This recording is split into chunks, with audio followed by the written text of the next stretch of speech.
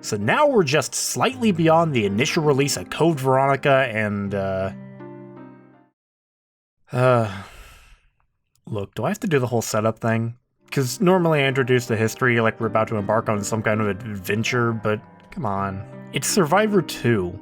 Barely anybody remembers Survivor 1, and that's not even a luxury we can attribute to the sequel. Nobody remembers Survivor 2. And that might partially be because of its horrible title. Resident Evil Survivor 2, Code Veronica. You try to look up any specific details about this game on Google, and beyond the first 3 results, you're just gonna get information on Survivor or Code Veronica. And also can't help that this game never got an official US release. Doesn't seem like much of a problem though, because you never hear anybody talk about how much it was a shame it never got properly sent over. Survivor 2 began life as an arcade cabinet only, but later it was ported to the PlayStation 2 in 2001 with some additional content. And like the first Survivor game, it likely was intended to be played with a GunCon peripheral controller. But just like that game, that's not really an option nowadays, so we're gonna have to make do with what we have. Beyond that, there is absolutely nothing else to say about this game's history. It was made by nobody important and likely just existed as another quick cash grab.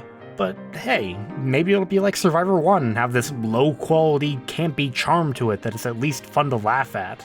So let's check out this often forgotten entry with Resident Evil Survivor 2 Code Veronica. We can cut out a huge part of the review right out of the gate. The story. Survivor 2 has very little story to talk about, with most of the major beats having taken place in the original Code Veronica. You want a review of that story? Go check out my video on that game. As for this one, the only story that takes place is in the arcade mode, where we very quickly speed through the first half of Code Veronica.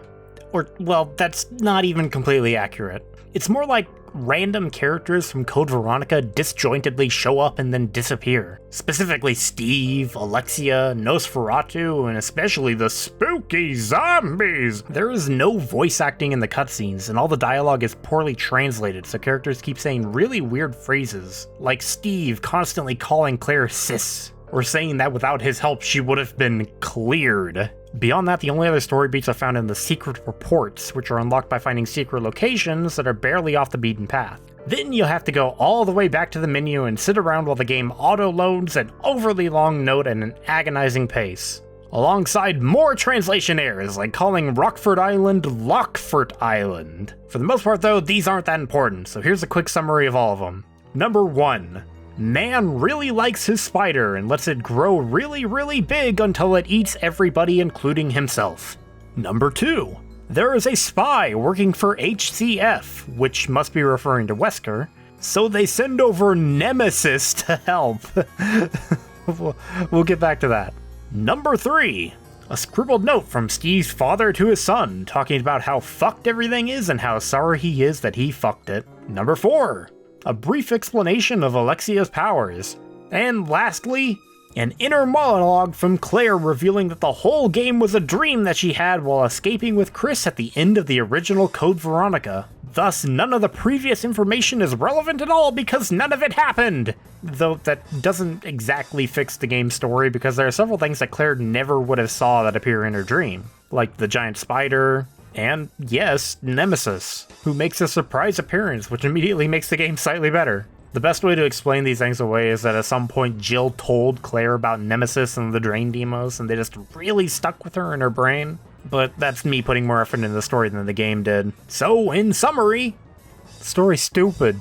None of it makes sense. Enemies, characters, and events just randomly show up with no development or setup. And for some reason, extremely important characters like Alfred or Rodrigo just never show up at all. However, analyzing any part of this story is a pointless effort because all of it takes place in a dream, and none of it's canon, so fuck this, why am I still talking about this? Let's talk about the gameplay. Starting with the primary game mode that exists on both the arcade and the PlayStation 2 port, Arcade Mode. Here you pick from either Claire or Steve to play as. Just like Survivor 1, this is a first-person shooter that somehow came out of the box with an even worse control scheme, where L and R1 are what turns the camera while left and right just strafe. This is where you need to go to the settings and change the control scheme manually all the way from Type A to fucking E, Jesus Christ. Which is slightly more conventional where the right stick controls the camera. It still feels pretty bad overall, but it is better. Unfortunately, there isn't much you can do about the user interface present in the game. It has this sort of je ne sais quoi, which is to say that it makes my eyeballs feel pain when I look at it.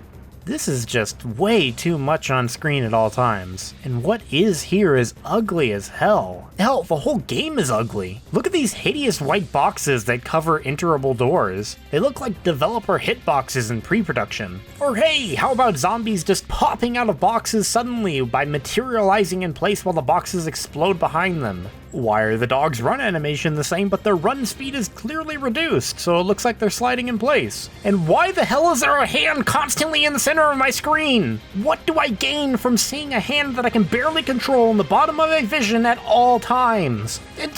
What the hell is this? Am I supposed to be able to comprehend what I'm looking at here? Holy shit, this presentation is a train wreck. And hey, guess what? The gameplay doesn't get much better either. Unlike the original Survivor, you can actually move while shooting, so that's a positive note for a more action-oriented game. But aiming is essentially completely removed. You thought that Survivor 1 had mindless shooting? Now, all you have to do is aim in the general direction of something and just mash the fire button until bad man fall down. The game's guess at aiming works like 70% of the time. There are many times where my bullets will just go around what I'm clearly trying to hit, and this is extremely prevalent with the smaller enemies, like bats. I guess it's nice that the camera no longer suddenly jerks into place when hitting something though. Instead, the camera will only move up and down if the enemy is outside of your straight ahead vision. The camera will also do this weird thing when an enemy is behind you, where the character's soul leaves their body for a second in order to give you an incredibly awkward view of the back of their head, before being slurped right back into their eyeballs. I see what they're trying to do. They understood that if an enemy is behind you, you are not going to be able to see them if you're in a first-person view. But switching from first to third person all the time is a very cumbersome way to try to fix that issue. So, the main goal of this game mode is to run through 5 levels, each with very bizarre names. You kill as much as you can, collect secrets as you come to them, grab a key, and then escape to a boss room, where you fight an iconic monster from Code Veronica, like giant spider, or slightly larger sweeper? Just like Survivor 1, the game mostly exists to just reuse assets created in previous games and a new, shallow experience for you to aim your little toy gun at. I was surprised, though, that they do include a few monsters from previous games, like Lickers and even a Drain Demos. I thought it would have just been Code Veronica stuff. It's hard to tell, but I think they might have upped the model quality from the PlayStation 1 era. At least they don't seem like they're that blocky or anything. Though it's very obvious that all the animations are reused, and they didn't bother adding any rigging to the new models. You can see this on Nemesis, how he never opens his mouth whenever he does a roar. Yes, the big sexy man himself has made a return. Nemesis, who acts as the in-game timer so you don't waste too much time. Once the timer has been depleted, he'll spawn in a very specific room in the level and slowly begin marching towards you. The game very subtly tells you that he is an invincible enemy, and if he manages to punch you, that counts as an instant death. Pretty appropriate for his character, and he isn't that intrusive. So I might be willing to overlook his nonsensical reuse for this context. For the most part though, you barely have to worry about him. More often than not, if he gets a hit, it comes from the AI partner. Yep, you have an AI partner who plays the character that you didn't select. The original arcade cabinet had the ability to play with 2 players, and for some reason they did not bring that feature over to the PlayStation 2. So instead, you get this brain-dead AI that will often just stand around while he or she gets absolutely destroyed by a boss. They serve basically no other purpose than a small bit of damage occasionally and an easy distraction for you to wail on the bosses with. And when they die, they stay dead until you die yourself and respawn. You get 3 retries, just like the first game, though you supposedly are able to unlock more based on how long you play the game. I couldn't confirm this because it either isn't true or I never played arcade mode long enough to unlock more lives. This is one of those games where like nobody cared enough to really record information about it. So a lot of the info online is wrong, and most people who review the game online barely scratch the surface of what this game has to offer. Not that I exactly blame them, but we're getting ahead of ourselves. Thanks to the game's idiotic AI partner, the difficulty feels much harder than it was probably intended, which is saying something since arcade cabinets are usually designed to eat up quarters. There are tons of cheap as hell tactics the game pulls in order to guarantee that you will take damage and probably die. Like making a dog immediately jump at your face the second you open a door. Or how about when the game puts you in a tiny cramped room with like 3 zombies instantly surrounding you? There are also plenty of surprise attacks where monsters will immediately pop out of a box the second you get too close. It's intentionally cheap game design that's trying to force you to replay the game over and over and over in order to know when these tricks will occur. At various locations you'll find weapon drops that are spread throughout the entire game, and depending on the character that you're playing as, you'll get one of the 2 guns that are floating. But for some reason, you can only pick up one of these guns at a time, and each gun carries a pitiful amount of ammunition, so for the most part you'll end up fighting everything with your starting pistol. Again, this seems like something that was intended with a second player in mind. 2 players get to combine their ammunition with unique weaponry. That sounds like it could have been kind of fun. But sorry, it's not an option here. And then you get to the bosses, which begin as painfully easy, like the giant spider who can barely touch you, or the big sweeper that often gets stun locked, allowing you to make distance. Don't feel too bad for them though, they usually get at least something with the AI partner. By the 4th boss with Alexia's first form, the difficulty starts to get pretty high up there. She constantly sprays her fire blood in patterns that I can't fully see because I can't fucking move the camera down, alongside these infinitely respawning dogs that don't even make sense. Why are they here? They aren't even difficult, they get in the way more often than they deal actual damage. And then there's the potentially final boss, the Tyrant, which is way more agile than he was in Code Veronica. He can easily zoom towards you faster than you can retreat, as well as this shockwave attack that isn't the easiest to avoid because it's kinda hard to read. And now, because you probably won't have any additional weapons due to their awful ammo capacities, these fights usually turn into a tedious ordeal of slowly chipping away at their health with your pistols. I'd say that the only really balanced boss fight is the Nosferatu one, where he just keeps shooting fart clouds at you. Surprisingly, these are actually easier to read than the clouds in his original game. There is one more boss though. As you explore a level, you might come across one of the 5 sacred Chaos Emeralds. If you collect all of them, you grant yourself the ability to turn into the legendary Super Steve. Just kidding, that would have actually been kinda cool. No, what you actually unlock is the secret final boss fight with Nemesis, where you're given the linear launcher for no reason. It doesn't even have the right icon when you pick it up. That's a shotgun. The fight, unfortunately, is absolutely nothing to write home about. Nemesis gets a rocket launcher and he starts running around the entire arena pretty quickly, but you can demolish him if you just keep firing. It's probably just supposed to be satisfying as you curb stomp the monster that's been chasing you through the whole game, but he's not even that prevalent. He was never that big of an issue, so destroying him here and now kinda feels shallow. But I guess that's all of Arcade Mode, isn't it? Haha! Beyond the secret final boss, there isn't a whole lot to aim for here. You are graded after each level with the max being an S rank, but there's no reward for performing well beyond a leaderboard. You get some bonus points for using no weapons beyond the starting pistols and taking no damage, though I do find it weird to incentivize playing the game in the most boring way possible. Also, if you're going for a no pistol run, Steve has a really weird advantage because he has 2 guns as opposed to Claire's 1, which means that he has a higher fire rate. I would have thought the characters would have been a bit balanced, like Claire does less damage but Steve fires quicker, but no. Steve is just an objectively better character to play as. And then completing the game once unlocks partner levels? What the fuck? Why does this game have so many things locked behind an option menu? Including the game's difficulty, time, and the level of your partner's AI, which stops them from being completely worthless. This does create a little bit of a problem where your AI partner kills something, but you don't get the points for the kill, but I just got done talking about how points are meaningless, so fuck it, what am I complaining about?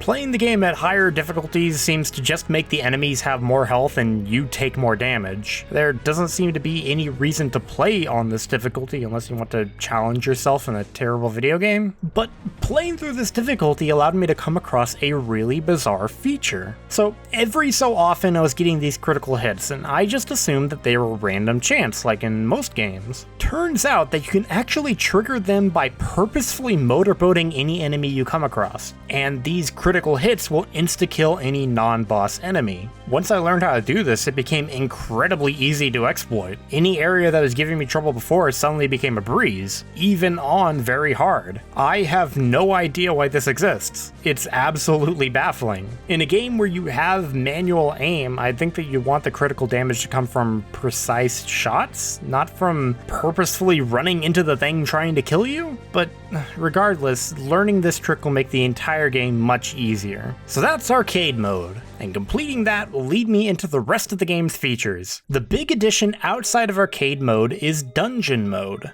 This is a game where you pick a character and run through samey looking mazes until you beat the boss at the end. There really isn't much to say. The environments are pretty boring, and it just consists of a random assortment of enemies you've already fought. There is the occasional new boss or enemy consisting of stuff that we've already encountered in previous games, like the Gulpworm, and the Seeker robots return, but instead of sending hunters after you, they shoot massive lasers now, so that's something. There are 3 levels, and each one is an extremely tedious and confusing network that for some ungodly reason doesn't have a fucking map. You'll give me a stupid fucking map that I can't read in the arcade mode, but then you put me in a literal labyrinth and you give me nothing? I'm constantly turning myself around and trying to figure out where to go because everything looks the same. One run to the end in this game mode can take anywhere from 10 to 30 minutes just to complete one level, and this is so painfully boring. And then, when you finally do complete it, the game asks you to do it 5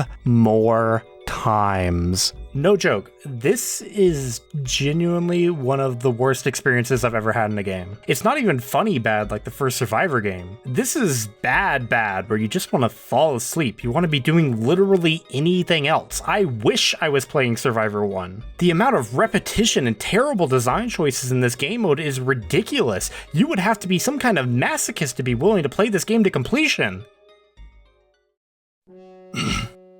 So, I completed the game in about 10 hours. Never say I don't suffer from my work here. And I can officially say there is nothing to gain from this game mode despite it being the longest part of the game as a whole. Completing all 6 missions on one level will unlock you the ability to play as Chris with an infinite linear launcher. Then, if you're able to reach 300 million points in total, you can unlock the linear launcher for everybody. Not too bad, but they decided to leave on the ugly green visor overlay for the entire game when you play with it.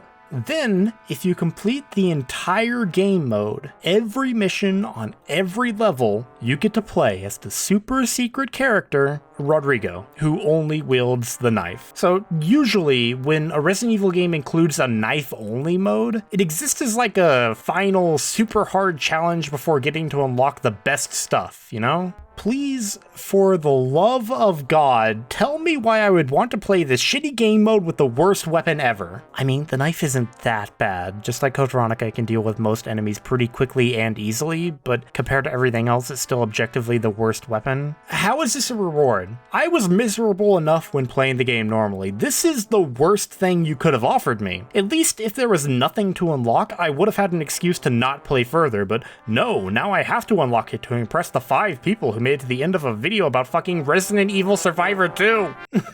I hate this game so much. Okay, moving on. The last game mode is Versus Roach. This is a game mode where they literally put you in a single room full of roaches and you just shoot all of them. Once you complete a level, you rinse and repeat 4 more times. Oh, holy shit, I can't even believe this was suggested. This is a glorified target practice game, and I can't even aim with the stupid gun con. So I'm just sitting here waiting for the roaches to step in my crosshairs because there's no auto aim on them. The only positive thing that I can say about this game mode is that it's short. I can complete it in less than 10 minutes.